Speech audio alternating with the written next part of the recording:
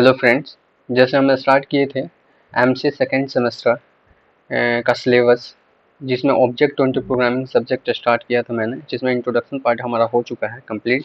जिसमें हम लोग को बताए थे आप लोगों को कि किसमें क्या क्या पढ़ने हैं। इसमें बेसिकली ये भी इंट्रोडक्शन पार्ट ही है, लेकिन इसमें हम क्या देखेंगे, इसमें देखेंगे कि ऑब्जेक्ट ओरिएंटेड प्रोग्रामिंग क्या होता है। ठीक है फ्रेंड्स, उसके बाद ऑब्जेक्ट और क्लासेस के बारे में देखेंगे कंसेप्ट। ठीक है फ्रेंड्स, इस लेक्चर यही रहेगा और एक जावा का प्रोग्राम लिख कर देखेंगे हेलो वर्ल्ड का। ठीक है फ्रेंड्स, सिंपल सा एक हेलो वर्ल्ड का प्रोग्राम लिख के देखेंगे। नेक्स्ट वीडियो में एब्स्ट्रैक्शन, इनकैप्सुलेशन, इनहेरिटेंस, ये चारों पिलर उप्स के बताऊंगा। ठीक है फ्रेंड्स, तो अगर आप चैनल पर नए हैं तो चैनल को सब्सक्राइब कर लें, और जो भी प्लेलिस्ट है ये इस एमसीए सेकेंड सेमेस्टर का, इसको सेव कर लें। इसमें 1 बाई 1 आपको लेक्चर मिलेंगे। ठीक है फ्रेंड्स, चलिए देखते हैं तो ऑब्जेक्ट ओरिएंटेड प्रोग्रामिंग क्या होता है विथ नोट्स के साथ। नोट्स भी आप लोगों के लिए लेकर आया हूँ, जैसे यहाँ पर देख सकते हैं आप।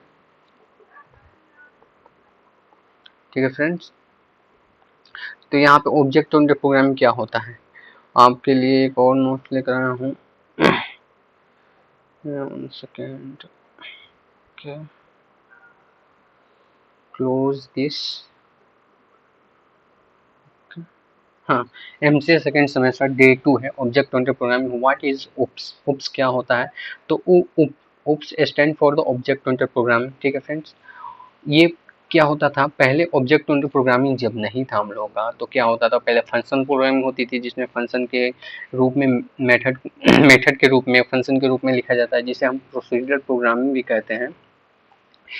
is writing the procedure method that perform the operation on data, while जबकि object oriented programming is about creating object that contains the both data and method। तो कहने का मतलब ये है कि प्रोसीजरल प्रोग्रामिंग उनके बारे में है जो प्रोसीजर और मेथड, जो क्या करते हैं, प्रोसीजर और मेथड ऑपरेशन परफॉर्म करते हैं ऑन डेटा पे। ठीक है फ्रेंड्स, जबकि ऑब्जेक्ट ओरिएंटेड प्रोग्रामिंग उनके बारे में है जो क्रिएटिंग ऑब्जेक्ट कंटेंट जो करते हैं, क्या करते हैं, both methods and method, both data and method दोनों को क्या करते हैं, कंटेन करते हैं। ठीक है फ्रेंड्स, ऑब्जेक्ट ओरिएंटेड प्रोग्रामिंग के कुछ एडवांटेज हैं ओवर प्रोसीजरल प्रोग्रामिंग के ऊपर। ठीक है, तो ऑब्जेक्ट ओरिएंटेड प्रोग्रामिंग क्या होता है, प्रोसीजरल प्रोग्रामिंग से बहुत ज़्यादा फास्ट होता है। ठीक है, तो यहाँ पे देख सकते हैं फास्ट होता है। Object oriented programming provide the clear structure program, clear structure provide करता है हम लोग को। ठीक है फ्रेंड्स, और ये हेल्प करता है, क्या हेल्प करता है, रिपीट योरसेल्फ, आप कोड को रिपीट नहीं करेंगे। ठीक है फ्रेंड,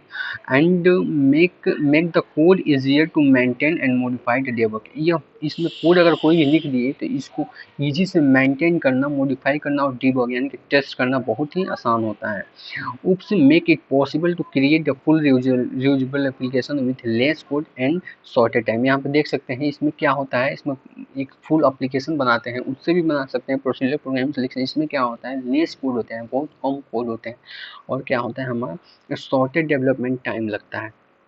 अब देखते हैं क्लासेस क्या होते हैं। तो यहाँ पे देख सकते हैं इसमें ऑब्जेक्ट ओरिएंटेड प्रोग्रामिंग दो एस्पेक्ट होते हैं, क्लासेस और ऑब्जेक्ट। ठीक है, तो यहाँ पे क्लासेस के कुछ एग्जांपल लेके आया हूँ। जैसे क्लास में क्या आ जाएगा, फ्रूट, आपका फ्रूट की क्लास हो जाएगा। ठीक है, और फ्रूट में बहुत सारा फ्रूट होता है, जैसे एप्पल हो गया, बनाना हो गया।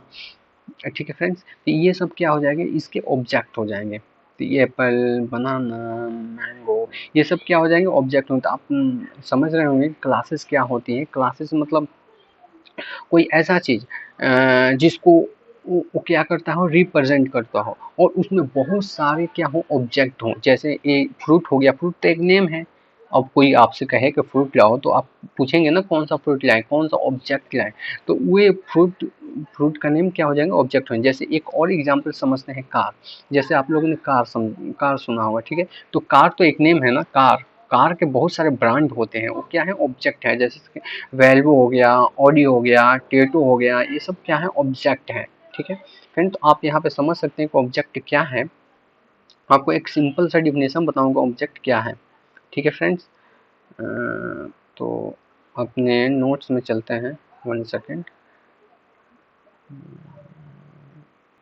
तो चलिए अपने नोट्स में देख लेते हैं क्या है इसका डेफिनेशन। तो object oriented programming is paradigm to provide many concept inheritance data binding and polymorphism. ठीक है फ्रेंड, इतना सारा हमको कंसेप्ट प्रोवाइड करता है। क्लासेस और ऑब्जेक्ट का भी कंसेप्ट प्रोवाइड करता है। ऑब्जेक्ट के बारे में लिखा है यहाँ पे शॉर्ट सा डेफिनेशन, एनी एंटिटी हैव, जिसके पास कोई भी एंटिटी हो जो एब्स्ट्रैक्ट और बिहेवियर रखता हो उसे नॉन एज ऑब्जेक्ट कहते हैं।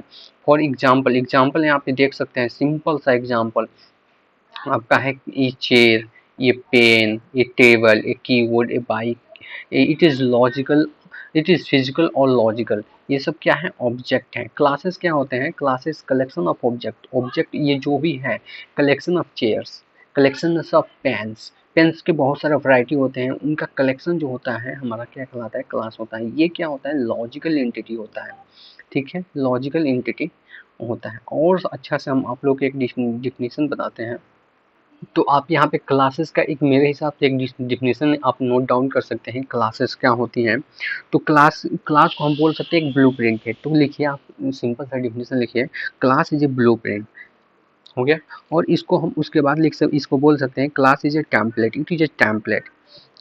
ठीक है फ्रेंड्स, और भी लिख सकते हैं इस क्लास के बारे में, in Java program firstly any code, यानी कि कोई भी कोडिंग हम करते हैं इन जावा में तो हमें क्या करना पड़ता है, अंडर इन क्लास, क्लास के अंदर ही लिखना रहता है। Class is a collection of object, ये तो हो गया हमारा।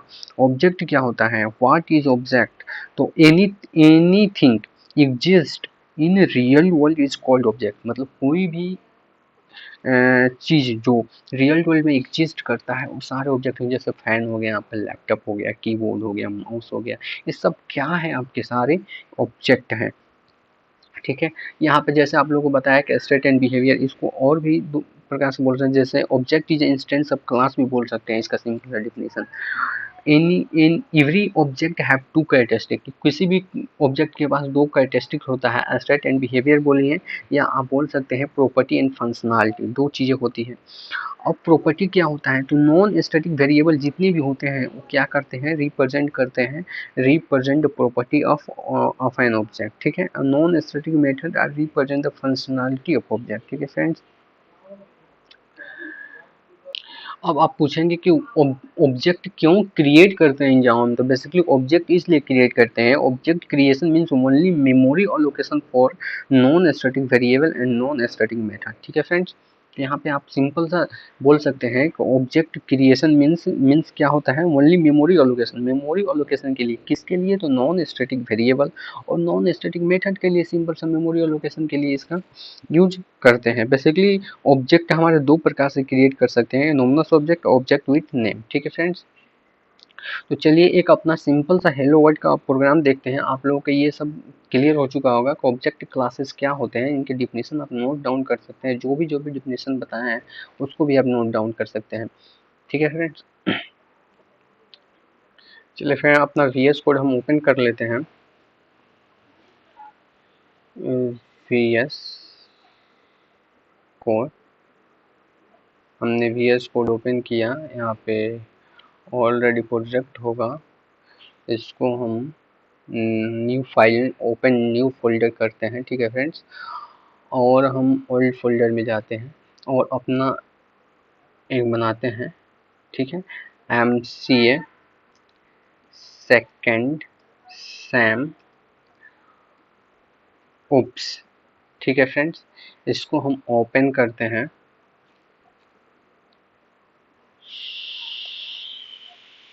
ठीक है फ्रेंड्स, यहाँ पे देख सकते हैं हमारा VS कोड ओपन हो चुका है। हम एक अपना फाइल बनाते हैं, हेलो डॉट जावा, जावा नाम का। ठीक है फ्रेंड्स, और यहाँ पे हम पब्लिक क्लास हेलो, ठीक है, उसके बाद मेन फंक्शन अपना लिखते हैं। सजेशन क्यों नहीं हो रहा है,